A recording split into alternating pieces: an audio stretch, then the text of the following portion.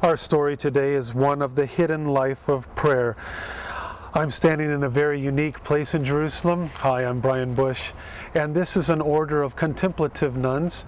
They have been here since the year 1888, but they're from an order that goes back to St. Clare of Assisi, who was the first female disciple of St. Francis of Assisi. In the year 1212, they founded this order on Palm Sunday. Their purpose is to pray, and these nuns in particular pray for the reconciliation and peace between the Jewish and Arab peoples of this land. But Sister Clare Edith of the Cross has a very special message to share with us, and it's been my pleasure to spend some time with her. Sister Clare Edith of the Cross, thank you for spending a few minutes with LeSea Broadcasting. Please share with us about the environment of this monastery. Well, the Poor Clares are a contemplative order, and that means that we spend 7 to 8 hours a day praying together, praying the Psalms, praying out of the Bible, and praying spontaneously.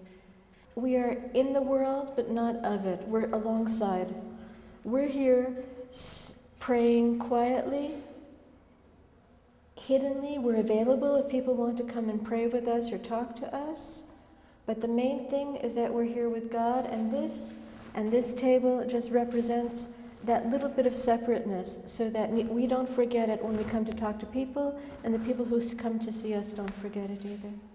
We're here today because you have a story to share. Right.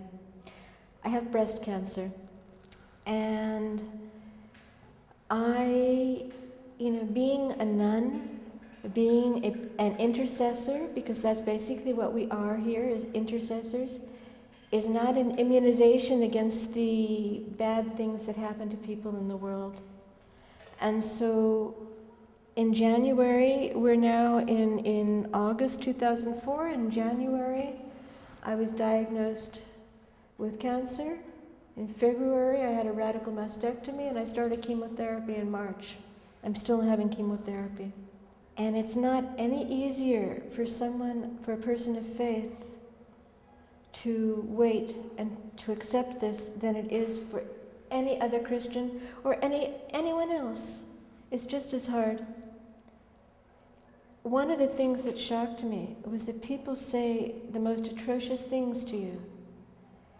People come up and say, "Oh, I heard you have cancer. Why aren't you praying for healing? Don't you have enough faith? Have you been involved with the occult? Were your parents involved with the occult?" People have come up to me and say, "I can exorcise you if you want." Thank you, no. I prefer to go to the doctor. I have a disease, not a demon. People ask these intrusive and insulting questions, not wanting to be intrusive and insulting. It's because they feel helpless.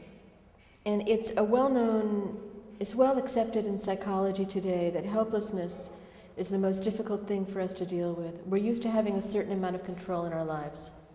So if somebody can point at me and say, "This happened to Sister Clare Edith because she's not a vegetarian, because she is a vegetarian, because she doesn't express her feelings, because she gets angry too much, because she doesn't pray enough, because she prays too much, because she's too whatever," then that says, I can control this, that, or the other aspect of my life, and I can keep this thing far, far away from me. But if this terrible thing just happened to Sister Clare Edith, it can just happen to me too, and that would be intolerable. Sister Clare Edith, that reminds me about the man born blind. We have the same situation that we have today. Just like today, people said, "Well, were you involved with the occult? Were your parents involved with the occult?" The disciples turned to Jesus and they said, "Whose fault is it that this man was born blind? Was it his fault or was it his parents' fault?" And Jesus said it wasn't anybody's fault. Jesus said, "Neither this man nor his parents sinned, but this happened so that the work of God might be displayed in his life." I don't know why God did this, why God allowed this. I don't know why I can't sleep sometimes at night. I don't know why I have to have humiliating and painful cancer treatment. I don't know why it happened to me, who has devoted her life to God, to praying and interceding, to being a prophet, if you will. I don't know why it happened to me and it didn't happen to someone who lives a life that is different from mine.